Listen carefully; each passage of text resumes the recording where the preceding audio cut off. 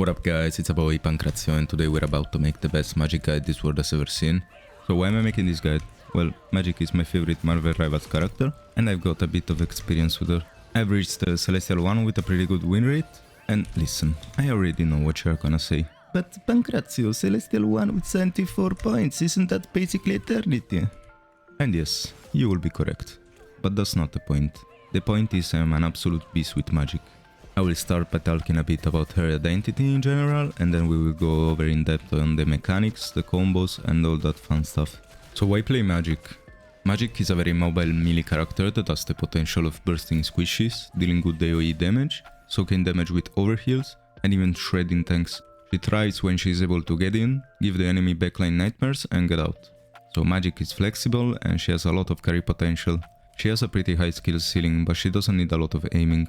Being mechanically good with Magik means having quick thinking, managing your cooldowns efficiently, having good reaction time, and being confident with her combos. She might have a bit of trouble with some matchups, mainly flying and anti-dive heroes, but you can still get stuff done, and if your team is covering for your weaknesses, you're chilling.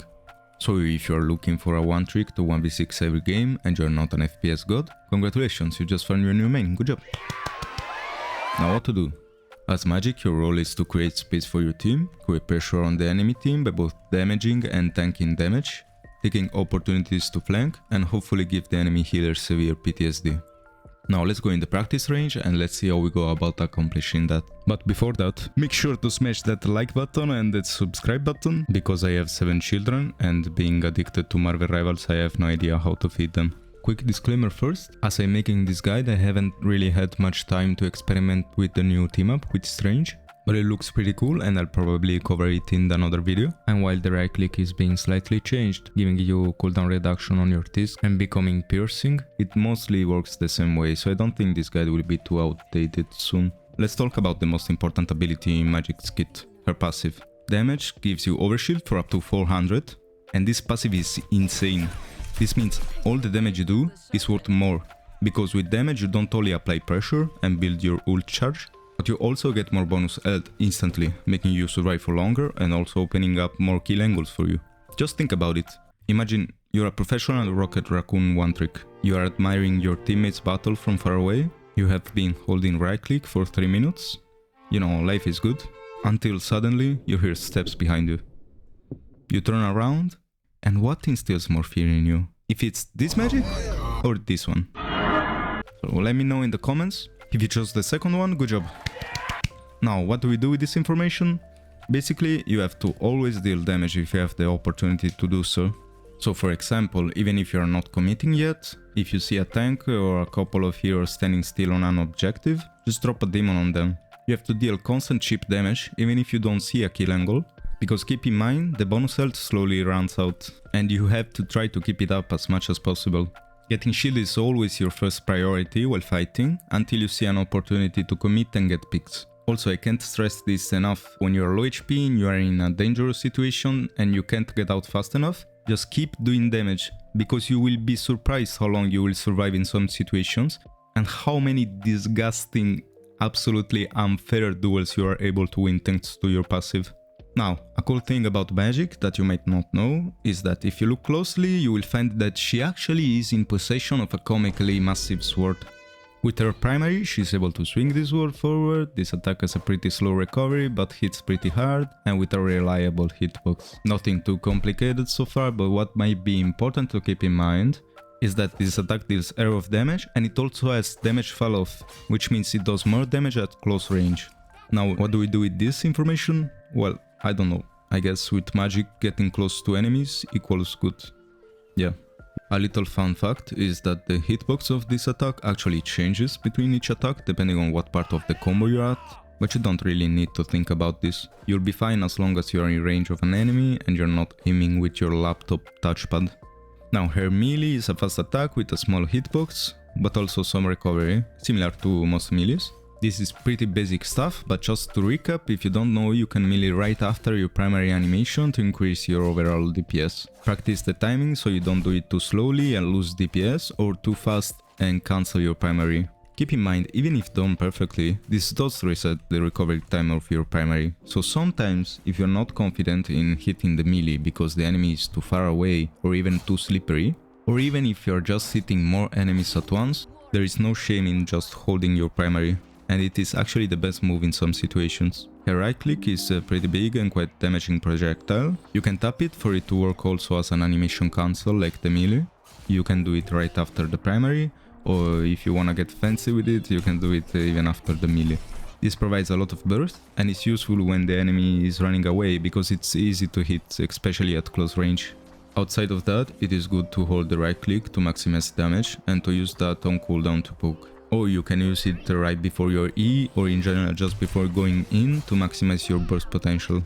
Of course, right click is also your only projectile, so it has the most value when you use it to actually secure kills on fleeing or far enemies if they manage to escape. It's also gonna be easier now since the right click is now piercing, so you won't have to fear your once in a lifetime orbital snipe being body blocked. A shift is a portal that gives you a dash and makes you invincible during the shifting animation. Some hitboxes will still apply, for example Black Panther dash will still reset if you get hit while in limbo, but it won't damage you. You can use this to completely ignore dangerous hulks like Vandas or Strange Hult, or you can use it to reposition yourself while avoiding burst and powerful CC abilities like Luna's Freeze or Mantis Leap. This is pretty niche, but you can also use it to cancel right click if you've changed your mind about using it and not want to lose the cooldown. But while this ability has a pretty short cooldown for the value it provides, it's often good to keep at least a dash to be able to get out of a dangerous situation. That said, of course, you can just use it to prepare to use the abilities it unlocks. Because after the shift, for 3 seconds you cannot cast your left click or right click until you have chosen one of two abilities to use, Eldritch Whirl or Demon Rage. Whirl locks you in a slashing animation and has a pretty reliable hitbox both horizontally and vertically. The damage is not that much honestly, I would suggest using this situationally to secure kills, or to use it in combo with Incursion by pressing E during the animation. This can be used to damage enemies with elevation differences very reliably, even if you miss the dash itself. And if you actually hit it, this combo provides a lot of burst, and most importantly, it looks very cool. But keep in mind that this commits a lot of your cooldowns, so it can leave you pretty vulnerable.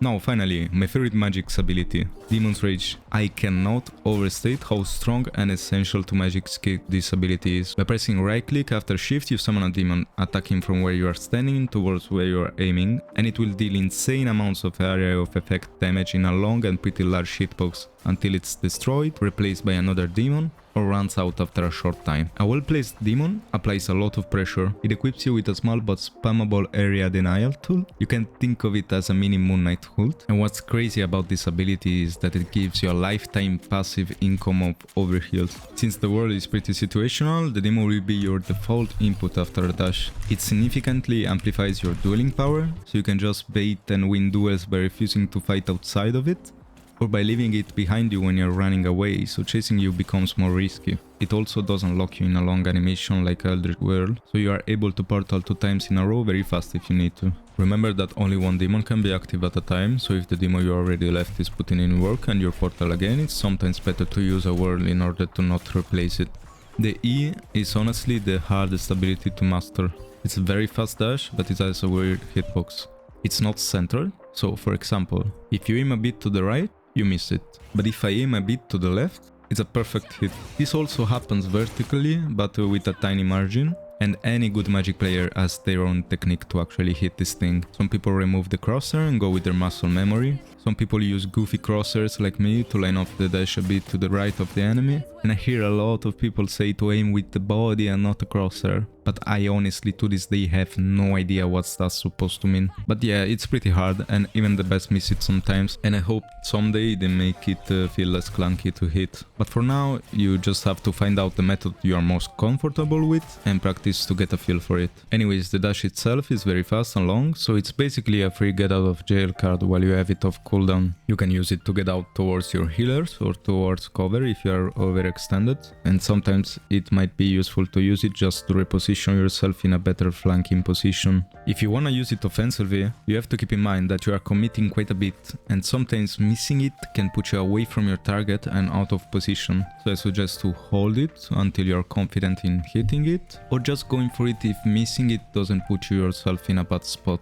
On hit, This is one of the hardest burst damage you have in your kit as a single ability. It also knocks up enemies and sets you up to combo them, so this ability is great for getting picks.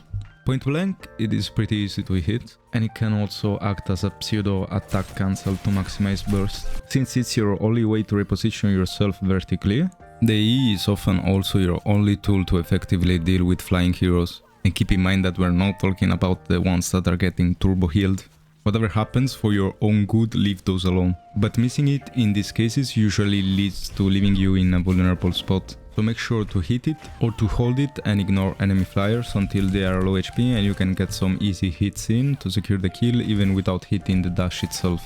For the ult, first of all, when to use it. Magik's ult is pretty costly, and since Magik as a DPS doesn't completely rely on constant DPS output like a Moon Knight for example, it's relatively slow to build. Used well, it can be pretty game changing, so I would avoid using it on cooldown. The optimal way is to use it when your team will benefit from an advantage in a fight for the objective and the enemy team doesn't have a defensive ult. And at that point you can go in and get as much picks as possible, starting with the healers. But the stars are not gonna magically line up for you every game, and you also don't want to hold ult for next game. So it's often good to use it to just bait out defensive ults. Of course, if possible, try to force defensive ults that are out of position or with poor timing for the pace of the game. But you can also use your ult to stall and dramatically increase your uptime, which is especially good in tense situations like overtime. What Darkchild actually does is it makes Magik politely ask the enemy team to direct their attention towards Darkchild, instantly inducing enemy healers' fight or flight response. It silences you for a bit by locking you in the transform animation,